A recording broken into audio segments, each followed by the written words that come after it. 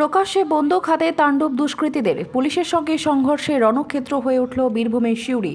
জমি সংক্রান্ত বিবাদ থেকেই অশান্তির সূত্রপাত। পরিস্থিতি সামাল দিতে গিয়ে আক্রান্ত হলেন খোদ সিউড়ি থানার আইসি সঞ্চয়ন বন্দ্যোপাধ্যায়। রীতিমতো বন্দুক হাতে অভিযুক্তরা দাপিয়ে বেড়ালেন গোটা এলাকা। গুলি ছোড়া হয়েছে বলে অভিযোগ। এই অবস্থায় এগিয়ে আসেন গ্রামবাসীরা। অভিযুক্তদের ধরে বেঁধে ফেলেন তারাই। মঙ্গলবার সকালে বাবু আনসারি এবং ইকবাল আনসারির গোষ্ঠীর মধ্যে সংঘর্ষে উত্তাল হয়ে ওঠে সিউড়ি।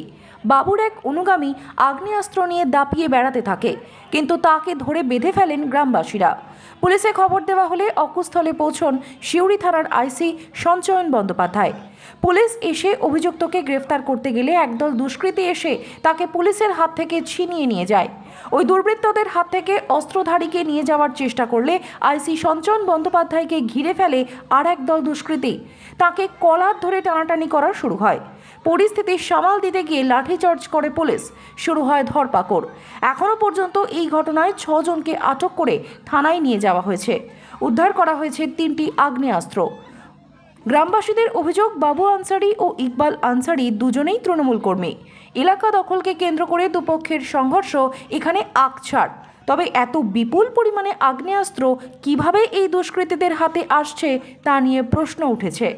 গ্রামবাসীদের অভিযোগ, আর কাউকেই তোয়াক্কা করে না এই অভিযুক্তরা। পুলিশেও যে এদের ভয় নেই তা আজকের ঘটনা থেকে একেবারেই স্পষ্ট। এই খবর পাওয়া মাত্রই বিন্দুমাত্র সময় নষ্ট না করে সঙ্গে সঙ্গে সিউড়ি থানার পুলিশ বাহিনী এসে পড়ে গোটা এলাকায়।